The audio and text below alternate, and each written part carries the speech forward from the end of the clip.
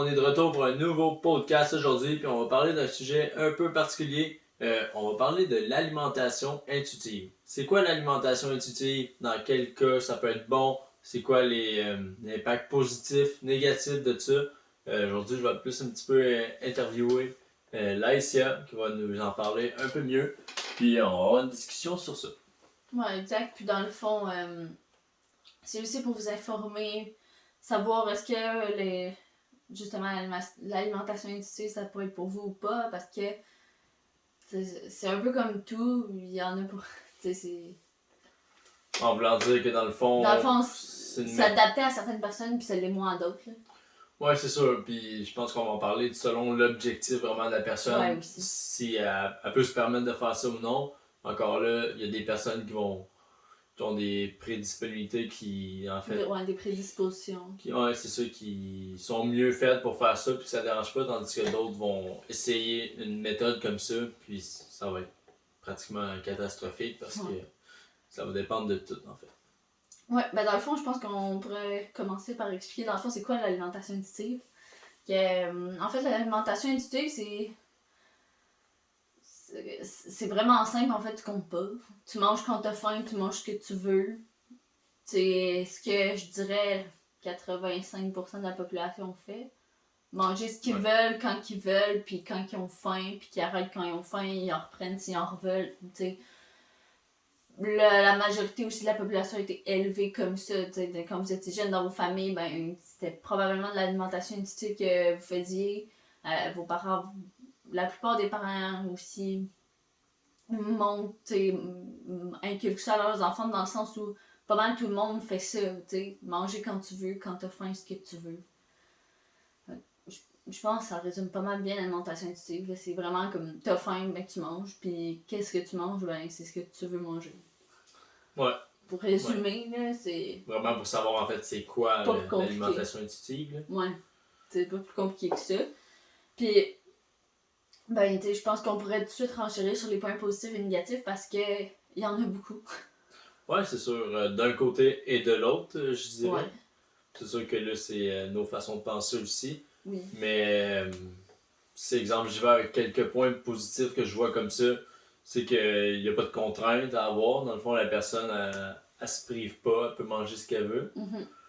Qu'est-ce qu'il y aurait de positif à ça, c'est que t'as pas besoin de compter tes choses, t'as pas besoin de... C'est moins long. C'est ça, c'est moins long, tu manges vraiment le goût comme tu veux. Le moment, dans le fond, ça reste à ta discrétion, tu manges comme tu veux, quand tu veux. Je pense que un point positif, c'est que c'est extrêmement simple. Ouais, c'est simple, puis tout le monde peut y arriver en fait, parce que c'est juste de manger. Ben c'est ça, c'est juste que le monde fait déjà. Mais il y a aussi énormément de points négatifs. Le premier étant que la majorité de la population s'alimente comme ça, mais la majorité de la population ne devrait pas s'alimenter comme ça. Dans le sens où, dans la société où on est, avec les publicités qu'on a, qu'est-ce qu'on a été aussi appris à manger, ben c'est pas ce qu'on... Tu sais, je veux dire... C'est correct des fois de temps en temps de manger du craft dinner pour dîner, mais est-ce que c'est vraiment optimal de manger du craft dinner à tous les dîners? Pas vraiment. Mais avec l'alimentation intuitive, tu t'en rends pas compte que c'est pas correct, tu sais. Tu te rends pas compte que t'as pas assez de nutriments parce que souvent, l'alimentation intuitive égale tu manges ce que tu veux, égale ben tu peux manger des pogos si tu as envie de manger des carottes, mais comme t'as pas mal moins de nutriments dans ton pogo que dans tes carottes aussi. Dans le fond, en n'ayant pas de structure, c'est plus dur de savoir ce qui est bon pour toi, ce qui ne l'est pas. Surtout, en fait, si t'as pas vraiment une éducation au niveau de l'alimentation.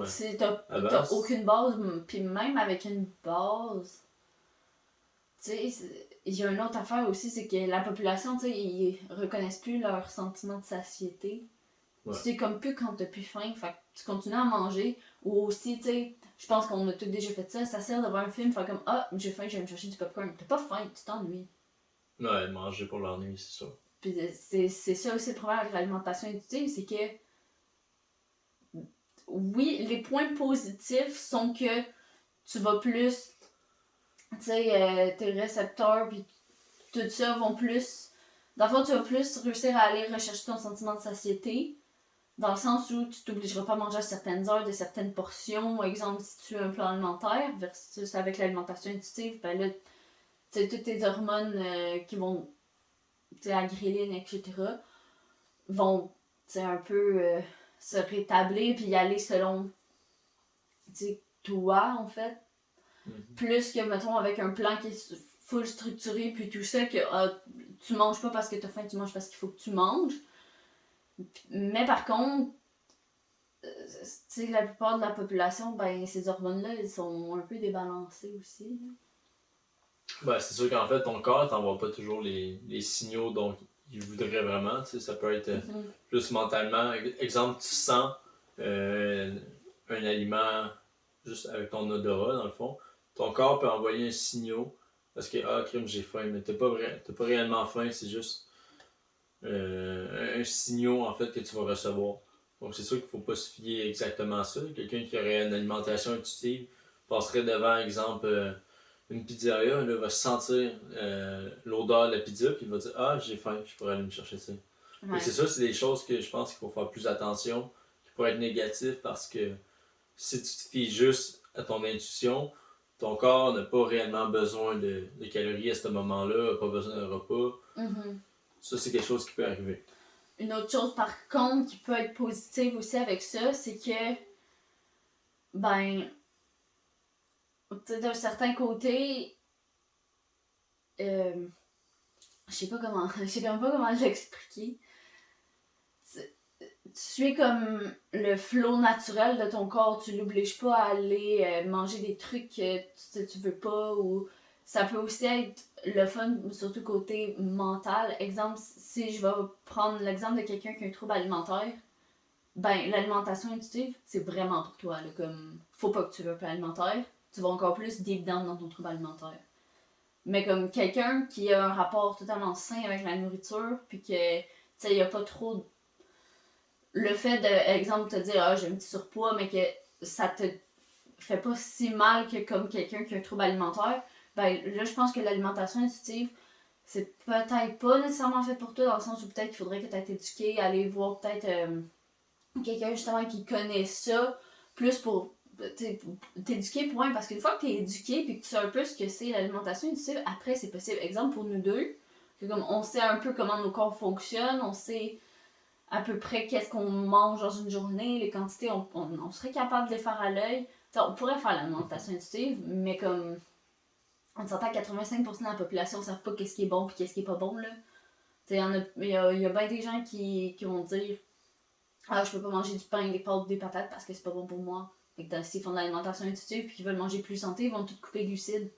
Mais c'est comme pas excellent aussi. Là. Je pense que en fait, pour pouvoir faire de l'alimentation intuitive, ce serait vraiment d'avoir une base en alimentation. Exactement. Qui va te permettre en fait de savoir qu'est-ce que ton corps a réellement besoin, puis combien il en a besoin, puis ensuite tu te bases avec ça, puis tu fais juste varier. Tu n'as pas besoin d'aller calculer chaque gramme, ça va être ton alimentation intuitive. Par contre, il faut que tu saches que faut que tu continues à manger des légumes, il faut que tu aies des sources de protéines, il faut que tu aies des sources de bons lipides, des sources de glucides. Ensuite, je pense qu'à mon avis, si tu fais juste varier là-dedans, sans les compter toutes à 100%, ça va être de l'alimentation intuitive parce que tu vas varier tes viandes, tu vas varier tes sources de glucides. Ouais, c'est ça. Puis, tu vas y aller aussi à ta faim quand tu vas faire ton assiette. C'est un peu le principe de l'alimentation intuitive. Puis c'est pour ça que c'est bon aussi pour les gens qui ont un trouble alimentaire, dans le sens où ben, tu te restreins pas, t'as faim à ce point-là, ben, tu mets ça dans ton assiette, puis t'as pas si faim ce repas-là, ben, t'en mets moins, c'est tout. Tandis que, tu sais, sur un plan alimentaire, ben, 125 grammes de viande, c'est 125 grammes de viande. Exactement. Fait que moi, dans le fond, ce que je pense que pour qui ça peut être bon, c'est vraiment une fois que t'es rendu à ce que tu connais un peu l'alimentation puis les bases de ça. Ensuite, tu peux te nourrir de saines choses, en fait, puis ça reste juste varié. Je pense que c'est ça, plus l'alimentation intuitive. C'est pas de... Parce que l'alimentation intuitive en malbouffe, puis en ce que tu regardes dans les annonces à la télévision, c'est là que ça peut être dommageable parce que tu vas dire, ah ben, il me faudrait ça, il me faudrait ça. Mais si quelqu'un fait juste manger instinctivement, mais de bonnes choses, et que tu manges plus de fruits, c'est pas ça vraiment qui va te faire grossir. Là, ou... Non, c'est ça. Puis je pense aussi que, tu sais, les gens qui sont très influençables, peut-être que l'alimentation intuitive, c'est pas le best, parce que toutes les nouvelles diètes que tu vas voir, puis tout ça, ben tu vas essayer de les rentrer dans ton alimentation intuitive dans le sens où, tu sais, exemple, le chou, c'est full bon pour la santé. Exemple, mais là, tu vas te mettre à manger du chou, mais tu sais même pas pourquoi, tu sais, comme... Je pense qu'il y a juste... Ben, ça, c'est vraiment selon moi, puis tu me diras si d'accord, tout le monde devrait avoir une structure alimentaire faite par quelqu'un qui connaît ça. Puis peu importe qui, même si t'as pas envie de perdre du poids ou whatever, juste la population générale, on le voit bien cette année, elle est pas en santé. Puis l'alimentation y joue pour beaucoup, je pense, mais... Mais non, mais dans le fond, dans ce que tu veux dire, je trouve que tu as totalement raison. C'est juste que ce serait d'éduquer la communauté à la saine alimentation, puis ça devrait passer par l'école. Puis je pense que ça devrait être un programme comme un autre que il faut savoir ce que ton corps a réellement besoin. Tu sais, le guide canadien, ça n'a pas toujours été la meilleure chose. Cette année, il s'est amélioré, mais... C'est ça, tu sais, je veux dire, le guide alimentaire canadien, il est... Je sais pas c'est quoi le mot, sponsorisé, mais en tout cas, c'est comme non, tu manges pas juste une portion de protéines par jour. Mais eux autres, c'est ça qu'ils conseillent. Manger 5 portions de fruits par jour, c'est pas optimal non plus, dans le sens où dans des fruits, il y a du sucre, du fructose, mais... Il y a personne qui est devenu gros en mangeant juste des fruits, mais comme si tu l'ajoutes au bout de ta journée, ça finit que c'est quand même ça de plus aussi. Là. Je pense que pour finir, dans le fond, ce qu'on devrait apprendre de ça, c'est vraiment d'être éduqué ou de s'entourer de gens qui vont pouvoir t'éduquer à c'est quoi une base de l'alimentation, une saine alimentation.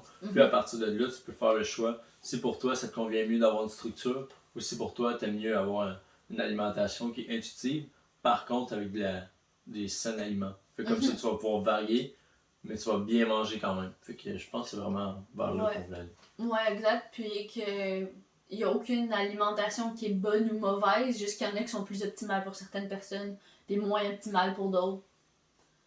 Puis à un certain point aussi, c'est de la erreur. Exactement. On a toute une vie pour apprendre comment manger. Fait. À chaque année, il y en a des nouvelles informations qui sortent.